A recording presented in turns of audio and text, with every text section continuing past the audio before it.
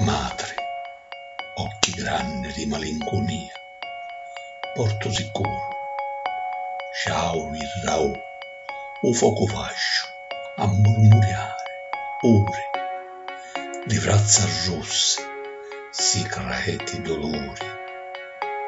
Amore immenso, scioscio di rovento, che mi vasava, leggio, dalla fronte.